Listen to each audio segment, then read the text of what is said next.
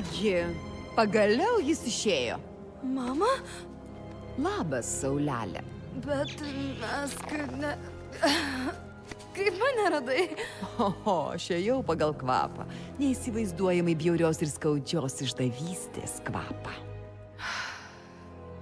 Mama. Keliaujam namo, auksaplaukę. Tuoj pat. Mama, tu negali taip pasielgti. Šioje kelionėje aš lyg iš naujo gimiau. Tiek daug sužinojau ir išmokau.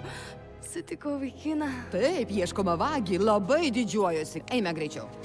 Mama, palauk. Manau,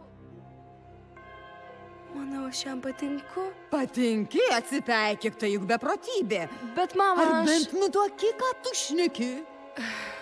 Tai tik dar kartelį man įrodo, kad tu esi naivų naiviausia. Kamgi tu jam būsi reikalinga?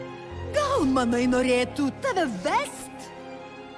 Tau dar maža, eikš pas mamą. Grįšim. Ne! Ne? O, nieko sau. Kokios mes drąsios ir kokios mes protingos ir labai suaugusios. Ne vaikas esi, tai tuomet pabandom, eik ir atiduok jam tai.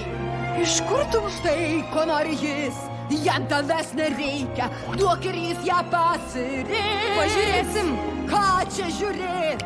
Mirktelėt nespėsi ir tu palik tą kaip aš. Bet juk ten nusispjaut, ne mama dabar rūpi. Eik patikrink jį tuojau.